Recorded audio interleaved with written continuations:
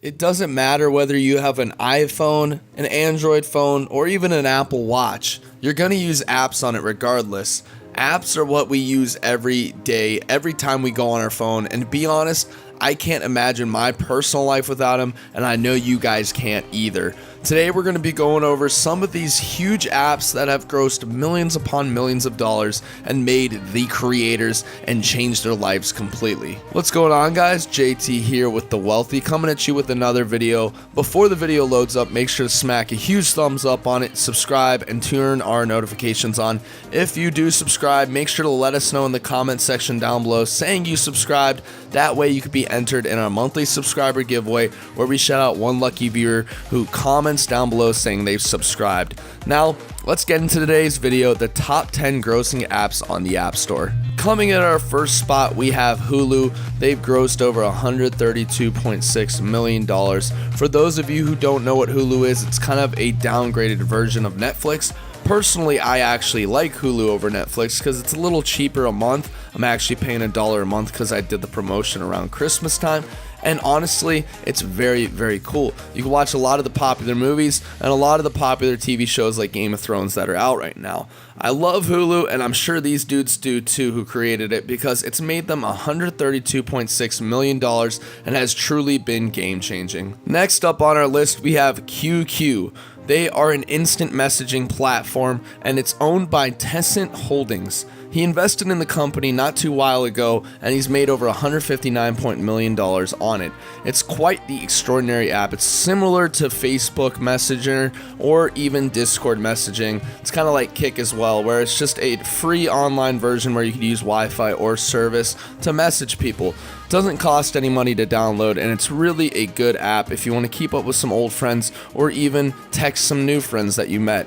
It doesn't cost any money to use, which is great, so you don't have to run up that phone bill on texting, and overall it's a cheap, great idea. Here we have Youku. Youku is a video streaming service. It's similar to Netflix, and it's grossed over $192.9 million. Now, what's informational and unique about Youku is it's not the same as Netflix, as where you can chat with people who are watching the same stuff as you.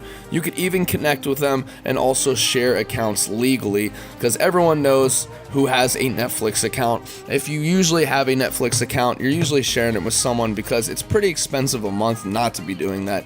So this service is pretty cool because it encourages sharing. But what's interesting is, as they do encourage sharing, they're actually also making a ton of money from it. Can you imagine what would happen if they didn't encourage sharing and that percentage who thought it wasn't okay actually bought the service? They'd probably double their amount and be higher on this list. Here we have Pandora. They're a music streaming platform, and they've grossed over $225.7 million. They're owned by SiriusXM and actually became big not too long ago after a couple local radio ads went country and worldwide. This pretty much music streaming service is similar to Spotify and also can play random songs on shuffle. It's just like Apple Music, where you can save your own songs, you can make queues, playlists, whatever you want to do with it, you can do with music.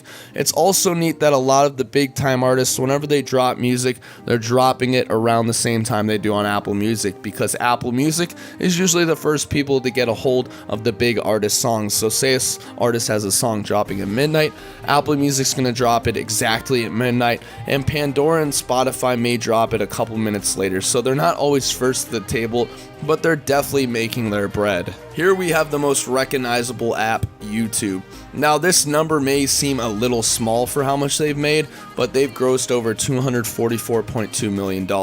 It's owned by Google as of recently just now, and what's interesting about YouTube is a lot of the content creators, if you were to combine them together, they make a lot more than $244.2 million. These dudes are absolutely blowing up on YouTube and taking a big percentage of YouTube's overall money. They make a ton of money off these content creators because it's very, very easy to get money for views. People pay per minute per view, and the average duration on videos, the higher it goes up, the more money YouTube makes. It's a really genius idea. Use people's talents to promote them on your site, and in terms and in return you get money back as well. Overall, the terms in return work out great for YouTube because they're doing just fine, and it's looking like it's become a billion-dollar industry pretty soon. Here we have Kwai, aka Kuinashu. They have netted over $264.5 million. It's kind of the same thing as Visco or Instagram. It's a social video sharing network, and it's owned by Kuiashi. This app is brilliant. It combines the likeness of Instagram's video sharing and Snapchat's video sharing to Visco's video and photo sharing. It's pretty much just an app where you can see fun videos and photos your friends share with you and comment on them and like them and also share them back. Like I said, it's kind of a merger between Snapchat and Instagram. Only you can actually have followers on this and have an actual profile and kind of put stories up and all that stuff and put posts up. It's very, very neat, and I can see this company too becoming a billion-dollar business. Here we have iQIYI. This is not as known, but they've netted over $420.5 million in profit. Now, this is a Chinese-Japanese based app. It's a video streaming platform as well, and the owner is Baidu. This is the same as Netflix and Hulu. It actually kind of looks similar to Hulu because of the green and black screen it uses, and it's just kind of just a video sharing platform. Doesn't do much. You can have a profile, you can share videos with friends, all that stuff, and it's not too expensive. I heard the lowest membership actually goes up to $10 a month, which isn't cheap, but it's also not expensive. But the nice thing about it is it also has a lot of the popular American and also overseas TV shows and movies as well on it. If you're looking for a cheap, reliable video streaming service, definitely go to iQIYI's way because they are going to be very, very big in the US and worldwide very, very soon. Here we have Tinder at $462.2 million.